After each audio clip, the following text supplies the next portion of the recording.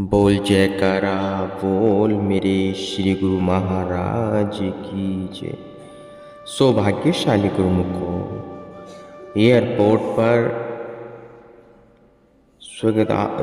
स्वागतार्थ पहुँचे हुए गुरुमुख प्रेमियों ने जब श्री सद्गुरु महाराज जी के नूरानी मुखमंडल की झलक पाई तो उनके हृदय खुशी से स्पंदित हो उठे। आंखों की शीतलता मिली और वे इस अमेर रस और अलौकिक सुख को पाकर प्रेम विभोर हो गए। कार में विराजमान होकर श्री प्रभु जी जहां नए आश्रम का निर्माण हो रहा था सीधे उतर पधारे। थोड़ी देर में वहां पहुंचकर सारी जगह का निरीक्षण किया। भक्तों ने आपके लिए चलता फिरता एक भवन किराए पर ले लिया। उसमें विराजमान होकर आपने सबको प्रसाद दिया। वहां से सेवकों सहित फिर कुटिया में कृपा की। जिसने भी आपके शुभ आगमन का शुभ समाचार सुना वे प्रेमी सब काम काज छोड़कर श्री दर्शनों हेतु आने लगे। संगत को देखकर ऐसा लग रहा था कि मानो श्री प्रभु जी श्री आनंदपुर में विराजमान हो। निस्दिन बचनों की वृष्टि में रूहानियत के गहन रहस्य खुलने लगे। श्री वचन हुए एक देश में जब कोई इंसान दूसरे देश में जाता है तो मंजिल तक पहुंचने के लिए उसे मार्गदर्शक की जरूरत पड़ती है। इसी प्रकार परलोक के सफर के लिए रहबर की आवश्यकता होती है। संत सद्गुरु ही जीव को सतमार्ग दर्शाते हैं और जीव को नाम की नौका पर चढ़ाकर भवसागर से पार लगाते हैं। सत्पुरुषों की रहनुमाई के बिना जीव का आगम भवसागर से पार होना असंभव है। संसार के दुखों के गर्त से केवल पूर्ण महापुरुष ही जीव को बचा सकते हैं। इस जगत में जीव का गुरु जैसा कोई हितकारी नहीं है। वे इसे लोक में भी जीव का साथ देते हैं और परलोक में भी साही होते हैं। एक दिन मौजबस सभी भक्तों को बुलाकर आपने फरमाया, एक बाप के दो बेटे होते हैं परंतु दोनों के विचार अलग होते हैं। एक की रुचि वह लगन सत्संग में लग जाती है जबकि दूसरी माया में ही गलतान रहता है। सब यह अपने अपने संस्कारों की बात है। तुलसी पिछले पापियों हरि चर्चा न सुहाए। जैसे सुअर के जोर में भोजन की रुचि जाए। आप प्रेमियों के बड़े ऊंचे भाग्य हैं जो आपके सत्संग में लीव लग गई है। ऐसी मायावी नगरी में रहते हुए भी आपको नाम की लगन लगी हुई है। आपका प्रेम वह श्रद्धा देखकर हमें बहुत खुशी हो रही है। एक दिन कुछ प्रेमी भक्तों ने आकर श्री चरणों में विनय की, प्रभु हम नित्य प्रति प्रार्थना करते थे कि हमारे घर के पास ही आश्रम बने। अंतर्यामी प्रभु जी ने हमारी पुकार सुनी। अमेरिका जैसे देश के इस शहर में भी सुख शांति का सांस लेने के लिए श्री आनंदपुर जैसा धाम का निर्माण कर आपने हम पर बहुत बड़ा उपकार किया है।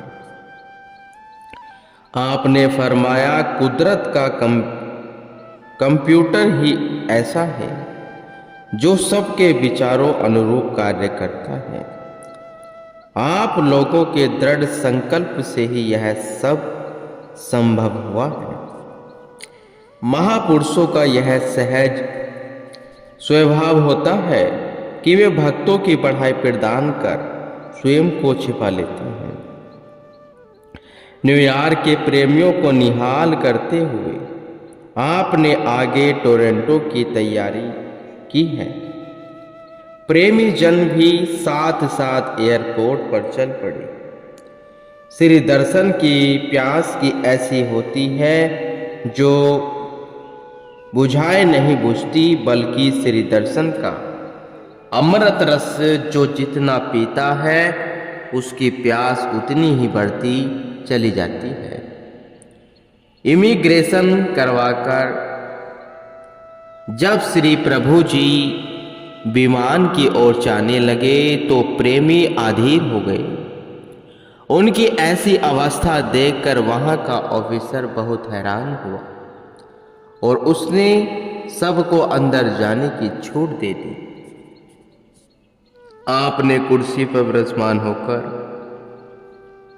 सब पर दृष्टि डालते हुए सुबह आशीष प्रदान कर सबको प्रसन्न किया। टोरंटो 19 अगस्त को आपने टोरंटो की भूमि को कृतार्थ किया। एयरपोर्ट का जो बड़ा ऑफिसर था उसके पास जब श्री सद्गुरु महाराज जी का पासपोर्ट गया तो वह उस दिव्य स्वरूप को देखकर हैरान रह गए। उत्सुकतावश वह वहां चला आया जहां श्री प्रभु जी विराजमान थे। श्री दर्शन पाकर वह बहुत ही प्रभावित हुआ। कहने लगा, हिंदू धर्म के प्रति मेरी बहुत श्रद्धा है। मेरे विचार से इससे बढ़कर कोई धर्म नहीं है। आपने फरमाया, सारे धर्म ही अच्छे हैं, लेकिन लाभ केवल उन्हीं से ही होता है जिनके विचार अच्छे व नेक होते हैं। श्री वचनों को श्रवण कर वह बहुत प्रसन्न हुआ और आशीर्वाद पाकर निहाल हो गया। जैसे ही आप आश्रम में पहुंचे सब ओर से संगत ने घेरा डाल लिया और चारों ओर जयकारों की ध्वनि गूंजने लगी। सबकी कुशलात पूछने पर प्रेमियों ने कहा कि आज आपको पाकर हमारे सब दुख दर्द वह गम काफूर हो गए हैं। हम सच्ची खुशी से भरपूर हो गए हैं। दूर दूर से जो संगतें आश्रम में आकर ठहरती हुई थी वह प्रतिदिन श्री वचनों की पावन गंगा में मंजन कर आपने अपने समय को सकारत करने लगे। श्री वचन हुए जैसे नाव पानी के ऊपर तैरती है और नाव में बैठे हुए लोगों को भी तट पर पहुंचती है, लेकिन यदि नाव में पानी भर जाए तो वह स्वयं भी डूबती है और बैठे हुए व्यक्ति को भी डुबो देती है। इसी प्रकार आप यदि संसार से न्यारे होकर रहोगे तो आप भी तर जाओगे और आपके संपर्क में आने वाले भी लाभ उठाएंगे। यह कार्य अपनी बुद्धि वह चतुराई के बल पर संभव नहीं हो सकता। इसके लिए गुरुमति पर चलना अति आवश्यक है। गुरु भक्ति और गुरु शब्द में जिसने चित्त लगा लिया उसने ही वास्तविकता को जानकर जीवन के लक्ष्य को पाया।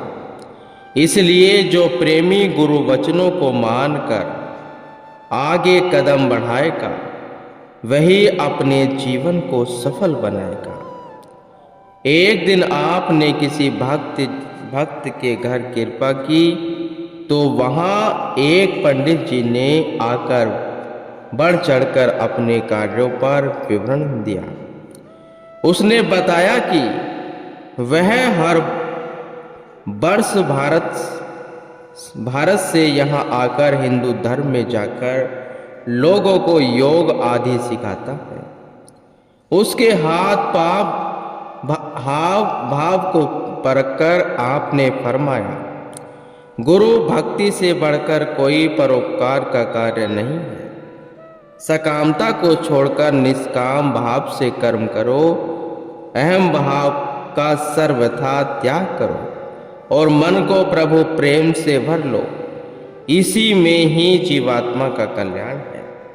आपके इन वचनों को श्रवण कर उसकी काया ही पलट गई।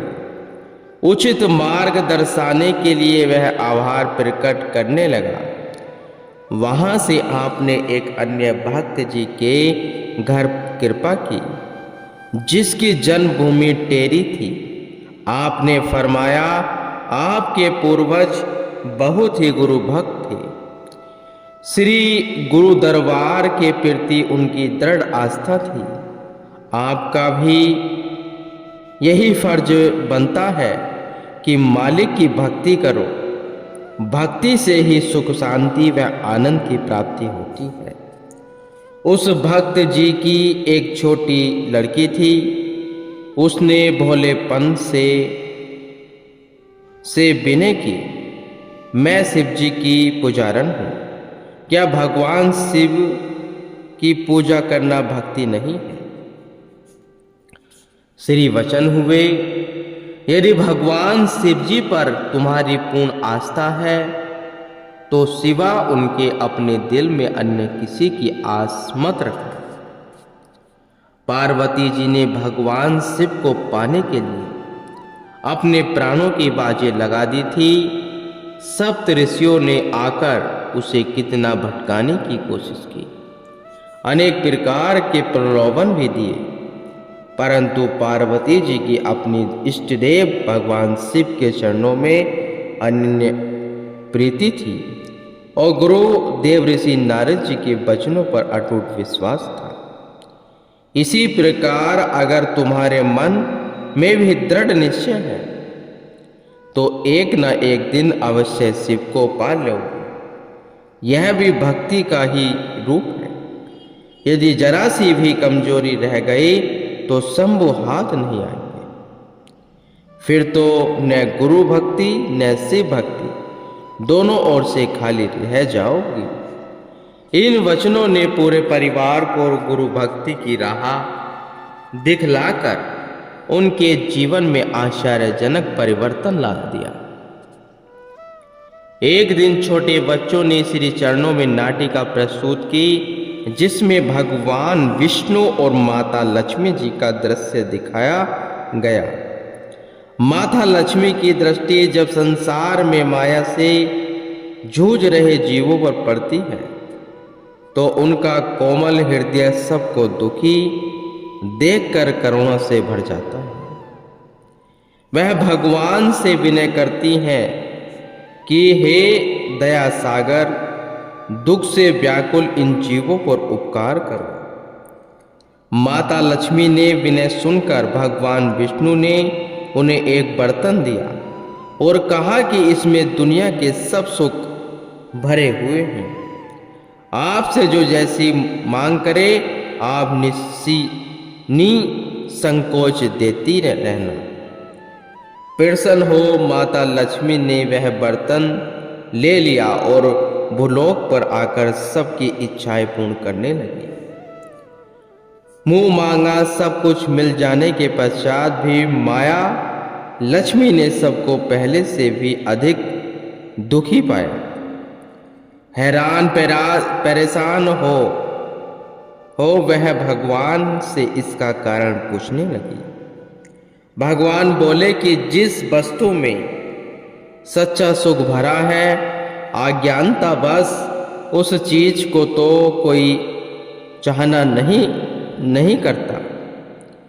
जिस पर संतों की कृपा हो जाती है वही भाग्यशाली जीव ही उस अमोलक वस्तु अर्थात भक्ति को प्राप्त कर सच्ची खुशियों से अपना दामन भर लेते हैं। यही कारण है नित्य अवतार संत सत्पुरुषों के रूप को धारण कर धरा पर विचरण करते हैं। निष्काम परमार्थ करते हुए नाम, सेवा, सत्संग और श्री दर्शनों से मानव जीवन को सफल बनाने की युक्ति समझाते हैं। आज भी इस धरा पर शोभायमान होकर अपने पावन श्री दर्शनों से कृतार्थ कर रहे हैं। भक्ति भाव से पूर्ण इस नाटिका को देखते हुए सबने श्री दर्शनों का भरपूर आनंद लिया। तत्पश्चात सिकांगो के एक भक्त जी की विनय पर आप सिकांगो पधारे। सिकांगो में रहने वाले गुरुमुखों को जब श्री सद्गुरु महाराज जी के आगमन की शुभ सूचना मिली तो वे स्वागत अर्थ पुष्पमालाएं और गुलदस्ते लेकर प्रेमी भक्तों के घर पधारे। अभी आश्रम का निर्माण नहीं हुआ था। कुछ प्रेमी भक्त यहाँ अपना व्यवसाय करते थे।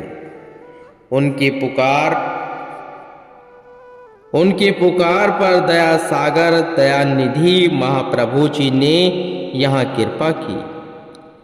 बाहर मौसम की गर्मी और भीतर विषों की तपस से आकुल व्याकुल प्रेमियों को आपने अपने वचनों की अमृत रूपी फुहारों से शीतल भर कर दिया। पुनः अपनी अमृतमय वाणी में फरमाया, सिकांगों में आपको महापुरुषों की संगति प्राप्त हो जाना आपके भाग्यों की निशानी है। आप भारत छोड़कर यहाँ धन कमाने की लालसा लेकर आए हो। यह धन माल इज्जत हुकूमत आगे साथ नहीं जाएगी। प्रभु का नाम और भक्ति का धन ही वहाँ काम आएगा। वाणी में भी कहा है, अनहद वाणी पूंजी संतन हाथी राखी कुंजी। सदगुरु के वचन हीरे मणियों से बढ़कर मूल्यवान होते हैं। नाम और भक्ति के खजाने की चाबी संतों के पास हुआ करती है। इसलिए आप नित्य प्रति सत्संग में आकर संतों से संपर्क करो। सत्संग करना ही हर प्राणी का एक मुख्य धर्म है। सत्संग की रोशनी में जीव नेक कर्म करके प्रभु की प्रसन्नता का पात्र बनकर अपना लोक परलोक संवार लेता है। शिकागो से टोरंटो एयरपोर्ट होकर आपको लंदन जाना था। टोरंटो में रहने वाले गुरुमुखों को सूचित किया गया कि श्री प्रभु जी एयरपोर्ट के अंदर ही अंदर दूसरे प्लेन में विराजमान होंगे और बाहर नहीं आएंगे। इसी सूचना को श्रवण कर आपकी एक झलक को पाने के लिए एयरपोर्ट से बाहर प्रतीक्षा में खड़े गुरमुख प्रेमी प्रेम में अधीन हो कहने लगे, महाप्रभु जी बाहर आकर अपनी झलक दिखाए बिना कैसे चले जाएंगे। भगवान ने खेल न्यारे होते हैं। टोरंटो एयरपोर्ट पर उतरकर महात्मा जनों ने जो रास्ता अपनाया उस रास्ते से अंदर जाकर सीधा विमान तक पहुंच जाना था, परंतु काफी दूर जाने पर जो द्वार मिला वह अंदर की तरफ से बंद था। इस प्रकार चलते चलते जिस भी द्वार पर गए सब बंद ही मिले। आपने फरमाया, अब तो बाहर जाए बिना कोई अन्य रास्ता नहीं। जिस रास्ते से आए हो उसी से वापस बाहर चलो। महाप्रभु जी भी प्रेमियों के प्रेम के वश हुए निराले कौतुकग्रस्ते हैं। आदेश पाकर जैसे ही सेवक जन मुड़े सब बंद द्वार स्वतः ही खुलते चले गए। जैसे ही मुख्य द्वार खुला आपने सबके संग स्वयं को बाहर पाया। वहां श्री दर्शनों की प्रतीक्षा में खड़े हुए प्रेमियों ने जोर जोर से जयकारे बुलाने आरंभ कर दिए। एयरपोर्ट पर प्रेमियों और प्रीतम के मिलन का ये वह दृश्य दर्शनीय था। श्री दर्शन कर सबके हृदय में अपार हर्ष छा गया। सबका हाल चाल पूछकर आपने पुनः अंदर प्रवेश दिया और श्री गुरु महाराज जी ने वचन फरमाए, गुरुमुखो, ये जीवन बड़ी मेहनत कर्मों की बदौलत तुम्हें जो मिला है इसका व्यर्थ न गवाओ। जो श्री गुरु महाराज जी ने आपको शब्द दिया है, उनका 2 घंटे नाम का अभ्यास किया करो। उससे तुम्हारा लोक भी संवर जाएगा और परलोक भी सुहेला बन जाएगा। पर फिर भी अपने काम का रज करो सब, पर मालिक का 2 घंटे नाम का सिमरन किया करो।